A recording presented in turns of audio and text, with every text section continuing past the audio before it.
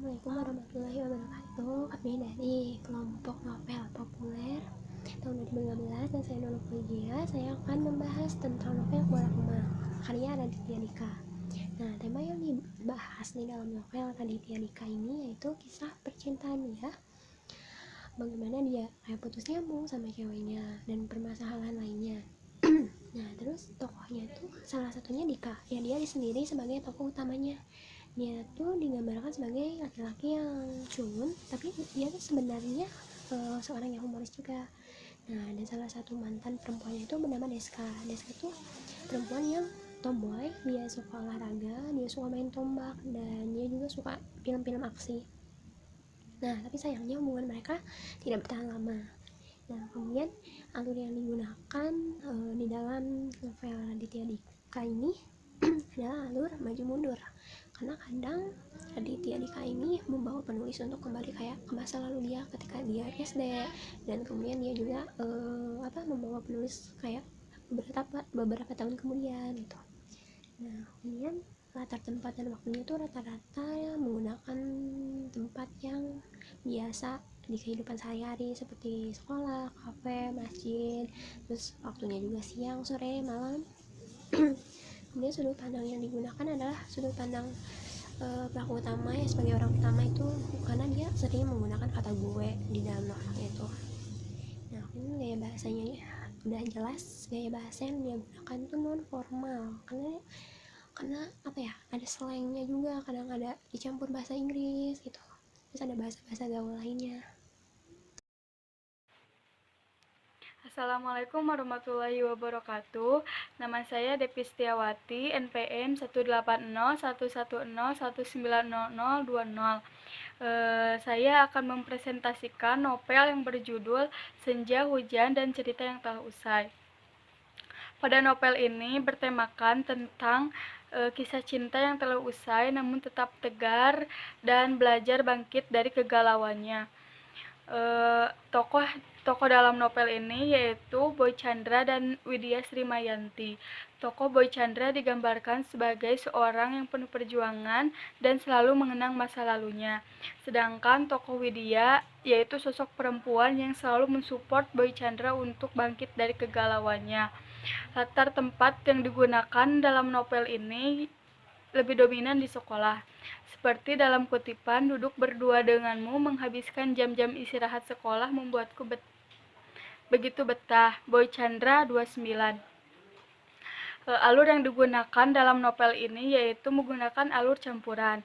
Ketika penulis mengenang masa lalunya, kemudian bangkit dari masa lalunya dan menjadikan masa lalunya sebagai pelajaran untuk kehidupan selanjutnya.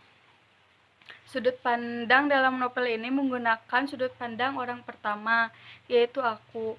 Dan gaya bahasa dalam novel ini menggunakan bahasa yang puitis, indah, dan mudah dipahami oleh setiap pembaca. Sekian dari saya, mohon maaf bila ada kekurangan. Wassalamualaikum warahmatullahi wabarakatuh. Ya, assalamualaikum warahmatullahi wabarakatuh, teman-teman. Langsung aja ya. Sekarang giliran novel Ayah Andre Hirata, ini covernya. Jadi cepet aja karena waktunya cuma dikit. Kalau mau lengkapnya silahkan lihat di PPT atau lebih lengkapnya lagi lihat di makalahnya. Pertama, tema dari novel Ayah karya Andre Hirata ini adalah perjuangan. Ada dua jenis perjuangan. Pertama, perjuangan cinta si Sabari ke Marlena, dan kedua perjuangan si Sabari untuk menghidupi anaknya yang bernama Zuru. Tokoh utama di novel ini, kalau kita mau ngambil dua, itu ada Sabari dan Marlena. Gampang lah kalau kita mau nyari tokoh utama gitu.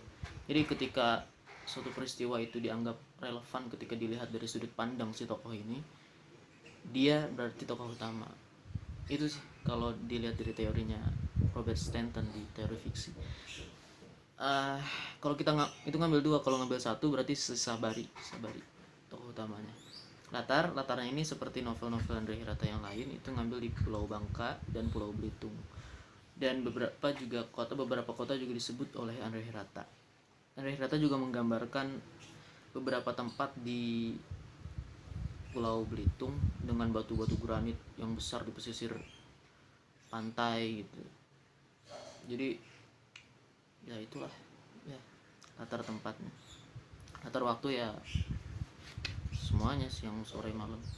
Terus alurnya ini alur acak-acakan sih sebenarnya teman-teman. Ada kadang-kadang maju, kadang-kadang mundur, tapi mundurnya ini dia nggak membayangkan terus narik ke belakang gitu alurnya, enggak, tapi disekat sama perbab. Jadi bab ini datang-datang ngomongin masa lalu, bab ini langsung maju lagi ke masa depan gitu. Sudut pandangnya orang ketiga, dan bahasanya ini bahasa gampang banget dipahami, bahasa Indonesia lah, bahasa Melayu tapi gampang dipahami, dan ada sedikit metafor. Contohnya di halaman 1 nih, telapak tangannya adalah anak-anak sungai yang tak tentu mana hulu mana hilirnya. Telapak tangannya adalah anak-anak sungai, metafor, tapi keseluruhan gampang banget dipahami. Beberapa doang metafor, mungkin ada Hirata ingin menunjukkan nilai estetikanya gitu. Dah. Assalamualaikum warahmatullahi wabarakatuh. Saya Asri Ilianti. Di sini saya akan membahas salah satu novel populer tahun 2015, yaitu novel Perfect Skenario karya Keisha Eviwiaji. Novel ini mengangkat tema tentang percintaan dua orang remaja yang awalnya hanya sebagai skenario belaka. Seperti dalam kutipan teks pada halaman 30 yang berbunyi, "Oke, aku setuju jadi pacar bohonganmu, tapi selama kita jadian, kamu gak boleh jalan dengan cewek lain." Jadi, skenario sebagai pacar bohongan ini dijalankan dengan tujuan untuk menggagalkan rencana pernikahan orang tua mereka. Kemudian tokoh utama dalam novel ini yaitu Vinda dan Farel, yang mana mereka merupakan musuh bebuyutan sejak kecil. Hobinya yaitu bertengkar. Penggambaran tokoh Vinda dalam novel ini yaitu sebagai tokoh yang sangat menyenangkan, pandai, sederhana, dan pemberani. Sedangkan penggambaran tokoh Farel dalam novel ini yaitu sebagai tokoh yang pandai, cowok terfavorit di sekolah, menyenangkan, sigap dalam segala hal, terutama dalam membantu Vinda. Namun, Farel juga digambarkan dengan karakternya yang egois. Selanjutnya latar yang digunakan dalam novel ini lebih dominan di sekolah, seperti dalam kutipan teks pada halaman 15 yang berbunyi, "Vinda terkejut, refleks ia mengerem kuat-kuat, bunyi decit ban memecah keheningan halaman SMA Harapan Bangsa." Kemudian alur yang digunakan dalam novel ini yaitu alur maju, seperti dalam kutipan teks pada halaman 272 yang berbunyi, "Vin, gue ingin menyempurnakan skenario itu. Lo mau ikut berperan di dalamnya kan?" Akhirnya mereka pun pacaran, sebagaimana mimpi ibu Farel sebelum meninggal.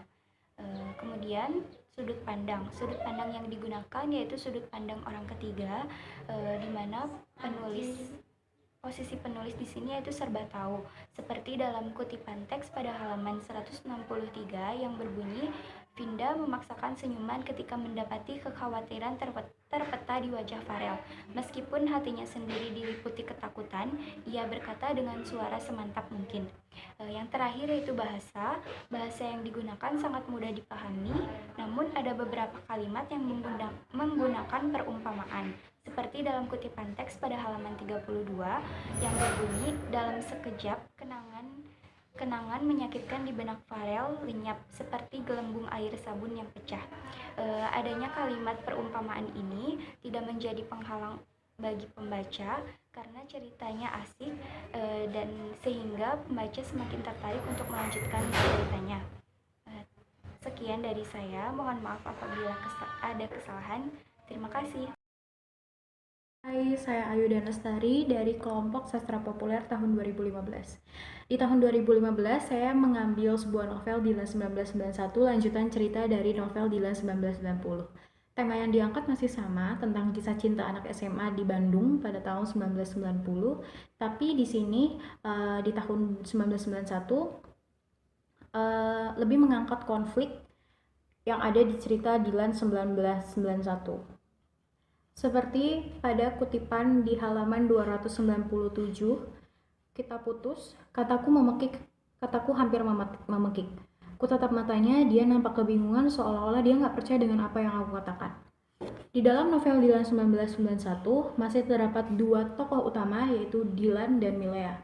Dylan digambarkan sebagai tokoh yang berandalan, anak geng motor, tidak suka dikekang, tetapi dia mudah bergaul, pintar, dan juga romantis. Sedangkan Milea adalah sosok gadis cantik yang mudah bergaul tetapi tidak bisa mengambil keputusan dengan baik, tidak pernah berpikir terlebih dahulu, dan suka mengekang. Seperti pada kutipan, gak perlu tahu dari siapa, pokoknya aku sudah melarangmu. Melarang kamu balas dendam, ikuti mauku, jangan nyerang atau kita putus. Itu terdapat di halaman 147. Seiring dengan jalannya cerita, akhirnya Dylan dan Milea harus putus karena ego dari masing-masing yang masih tidak bisa dibendung saat itu. Latar dari cerita ini dominannya itu di rumah, seperti pada halaman 13, yaitu sekarang aku nulis buku ini di Kemang, di daerah Jakarta Selatan, di sebuah rumah dengan luas tanah 124 meter persegi, luas bangunan 185 meter persegi, 3 kamar tidur, 2 kamar mandi, dan tidak dijual. Sudut pandang dari cerita Dylan 1991 yaitu pengarang sebagai pengamat cerita. Sehingga pengarang tidak mempunyai posisi yang begitu banyak dalam cerita ini, bahkan sama sekali tidak ada. Pada halaman 14 ada sebuah kutipan, yaitu di buku itu aku bercerita tentang kehidupan masa laluku pada waktu SMA di Bandung 1990, yaitu waktu aku masih remaja, waktu harus masih dimaklumi kalau emosinya belum seimbang, sehingga kadang-kadang susah mengontrol diri. Jadi seolah-olah di dalam novel Dylan 1990 maupun Dylan 1991 yang bercerita itu hanya Milea sesuai dengan ingatannya Milea. Jadi seolah-olah buku ini itu diceritakan dan dikarang itu oleh Milea, bukan oleh Pidi Baiq. Bahasa yang digunakan dalam novel ini terbilang cukup dimengerti sehingga pembaca penasaran dengan jalan cerita selanjutnya dari Dylan 1991. Walaupun masih terdapat kata-kata yang kurang dimengerti karena bahasa daerah, yaitu bahasa Sunda, tetapi Pidi Baiq mensiasatinya dengan terdapatnya sebuah terjemahan ke bahasa Indonesia. Saya kira itu saja yang bisa saya sampaikan dari novel Dylan 1991. Kurang lebihnya mohon maaf. Terima kasih.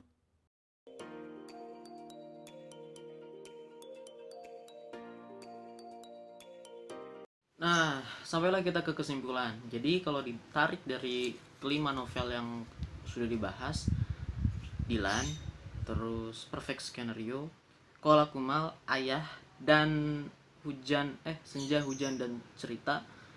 Kalau ditarik hal yang umumnya, terus kita urutin dari tema, alur, latar, sudut pandang, bahasa, itu kita akan menemukan bahwa novel-novel sastra populer, novel-novel populer yang terbit tahun 2015 ini temanya banyak yang percintaan, masa remaja, dan syarat dengan konflik-konflik gitu. Dan alurnya banyaknya maju mundur. Bukan berarti semuanya maju mundur, tapi banyaknya, umumnya novel yang terbit 2015 ini sastra populer dari 5 sampel itu alurnya maju mundur. Nah, latarnya banyaknya sekolah. Terus sudut pandangnya orang ketiga banyaknya. Terus bahasa yang digunakan itu sangat mudah dipahami. Karena itu emang ciri-ciri novel populer, mudah dipahami. Itu. Nah, selesailah. Jadi sebagai penutup, kami dari novel populer yang terbit yang terbit 2015 mengucapkan terima kasih atas perhatiannya. Kurang lebihnya mohon maaf. Wassalamualaikum warahmatullahi wabarakatuh.